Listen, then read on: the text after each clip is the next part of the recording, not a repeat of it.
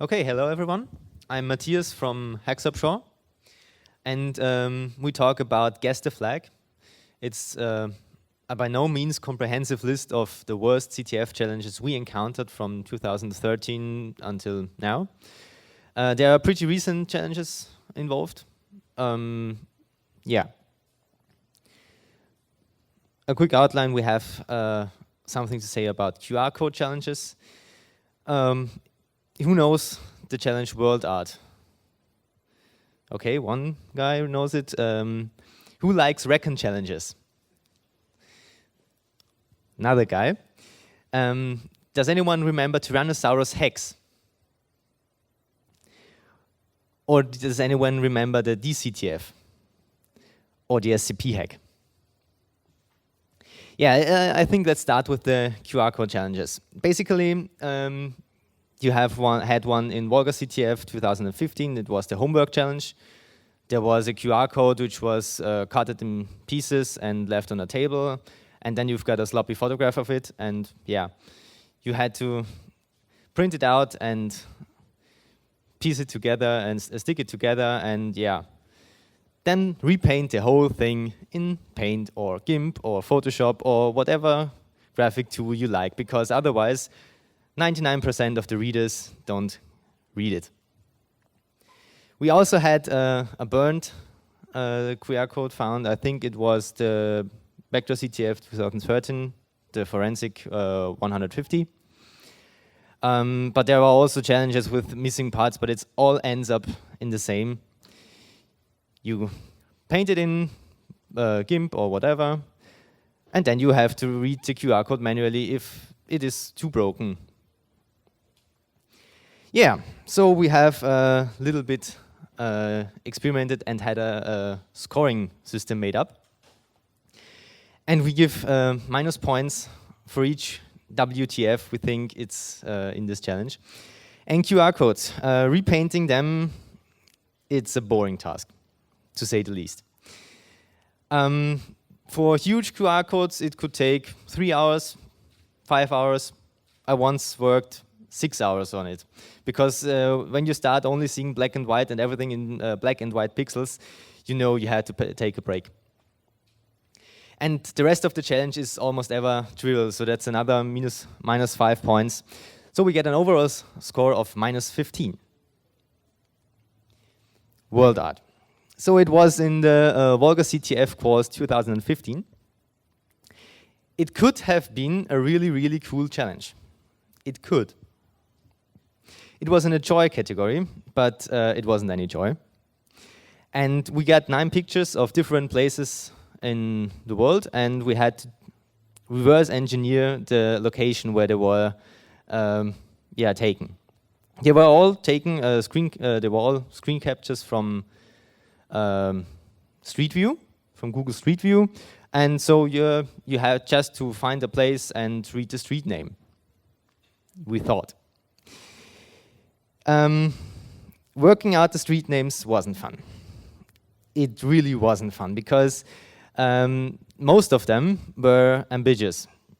They were taken from road crossings, and the actual street name displayed depended on from which street you came to this crossing, which has nothing to do with how do you tilt your view so you get the photo.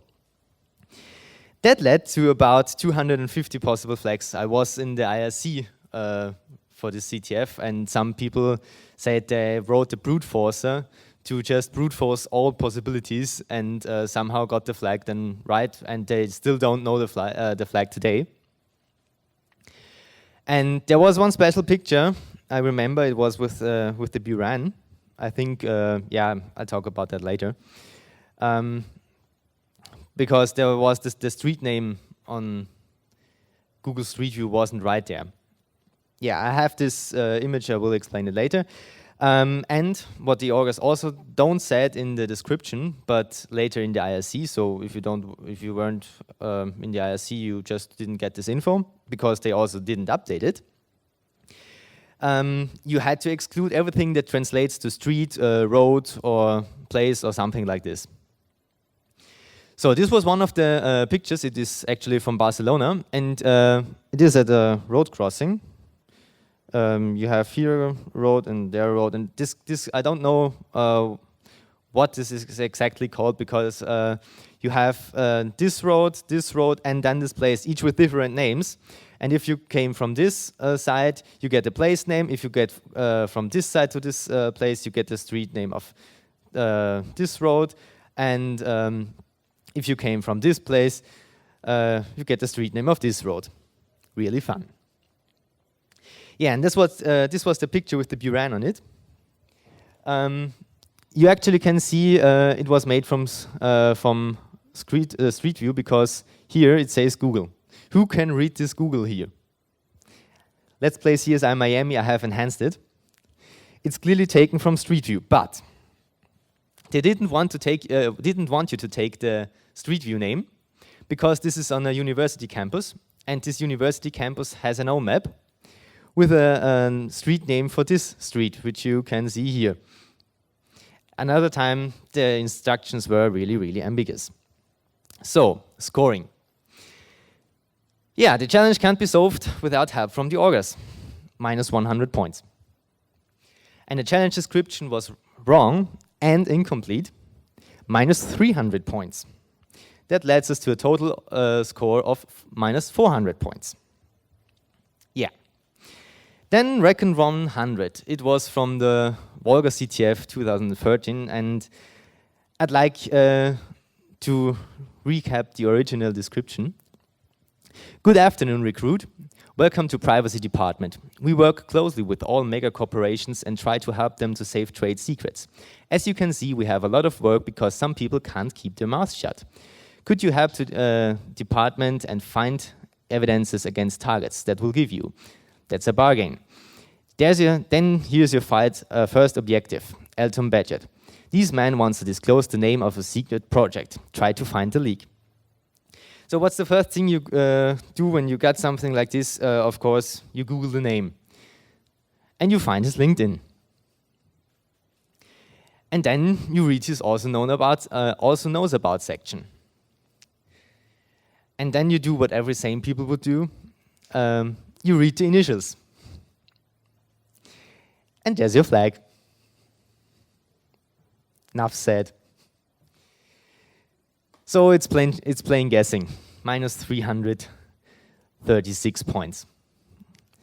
And because it's Recon, it gets a Recon penalty of minus 1,001 points. So we get an overall score of minus 1,337 points.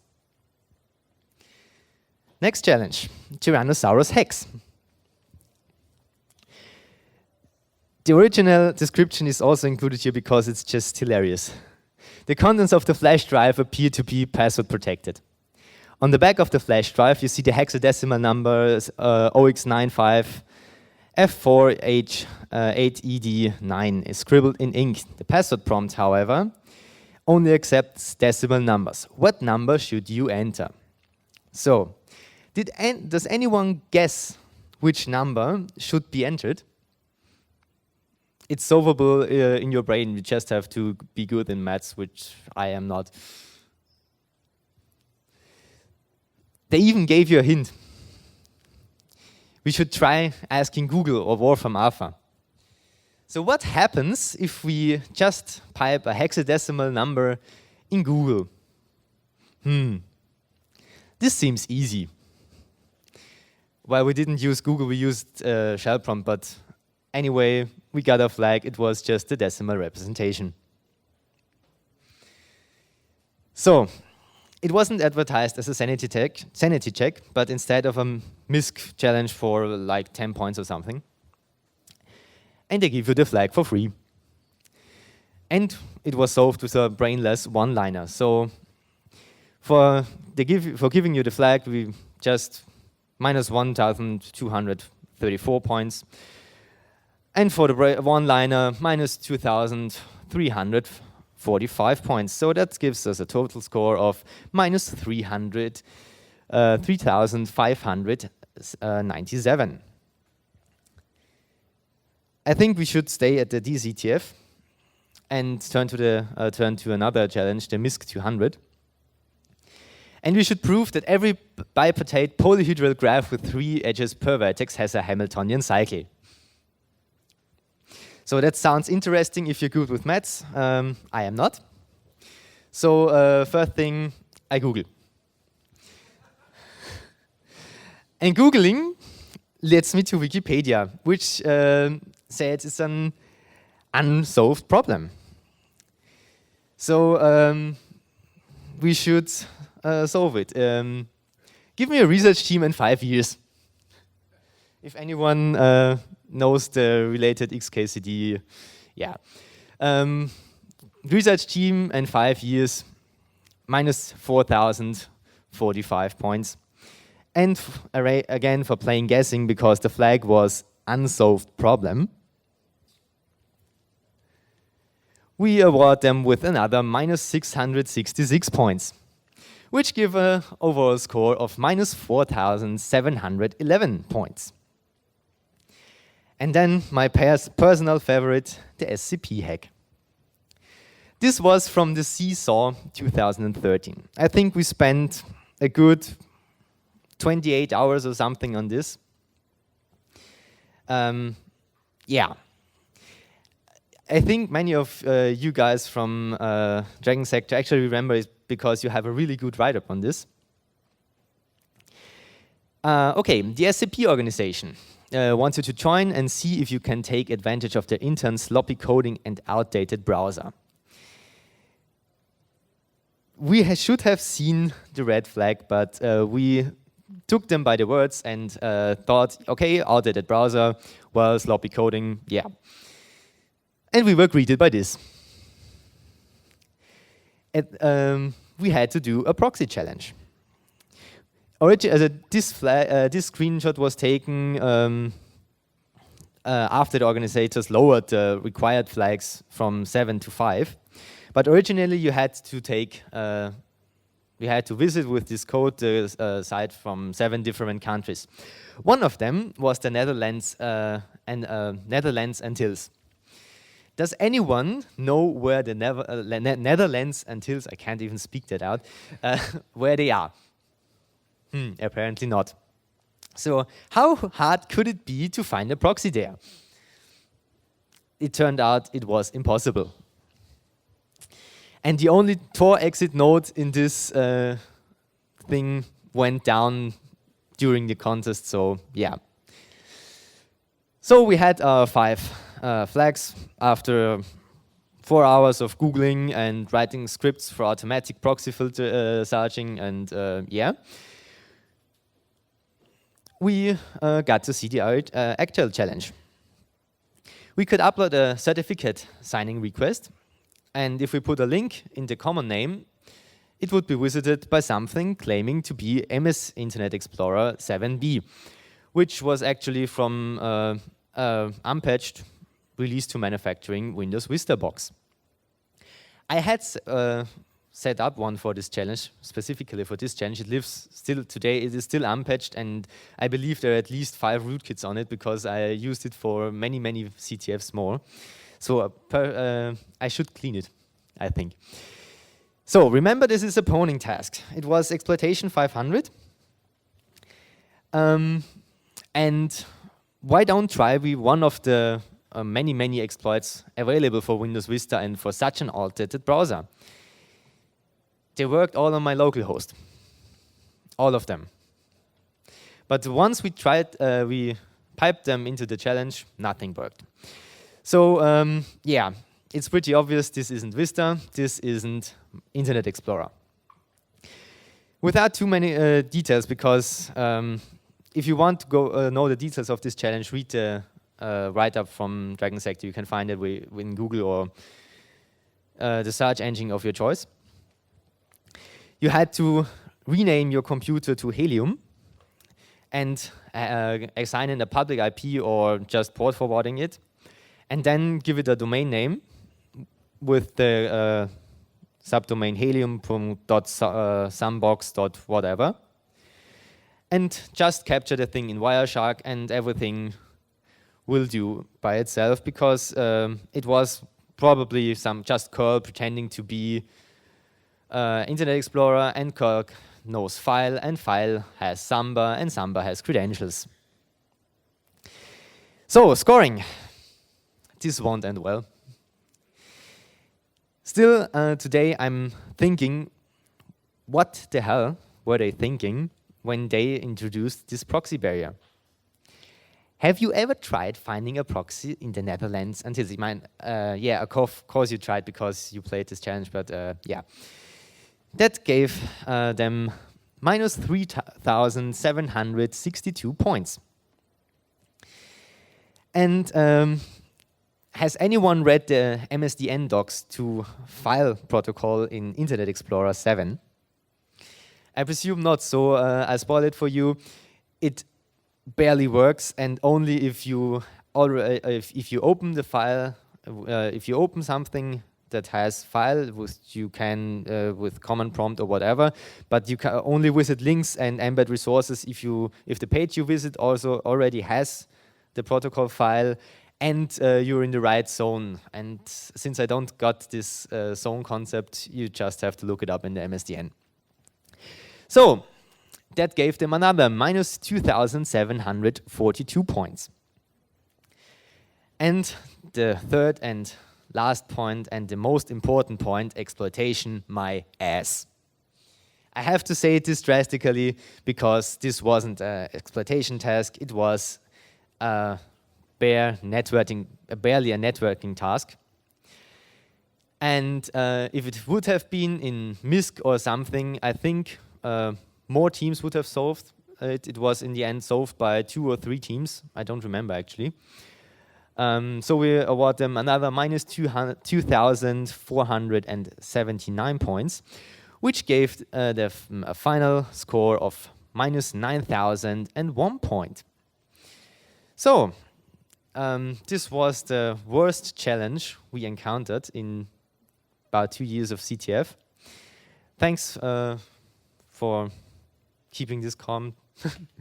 I would have expected more laughter, but yeah, thanks.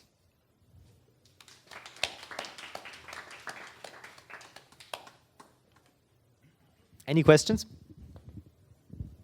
Anyone, any questions? Maybe any comments on your worst task? Okay, then one comment from my side. Did you play the CTF where they had this like 8 pictures from a random family trip in the States and you had to guess the name of the city with where the camera was stolen? Yeah, I hear the cries that somebody knows it. Yeah, like 8 pictures without any content on them, like random mountains, random cars, without the license plates, of course, like random trees and random llama farm. And guess the name of the city. It was like, yeah, I don't know how you guessed it. It wasn't like that. It was like that there was some cars, and you see the plate from California.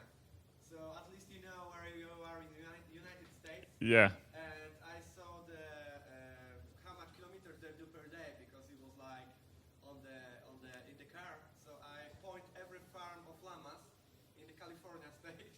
Yeah, but it was in Utah, right? In the end. The llama farms. That's true, but it was in Utah. That was the trick. Was it geocoded? No. You just get like plain no metadata pictures. It was, yeah, it would probably beat this task in my opinion. Okay, anyway, thank you for the presentation. And I guess let's do a 5-minute break and I think we have one last talk. Thank you.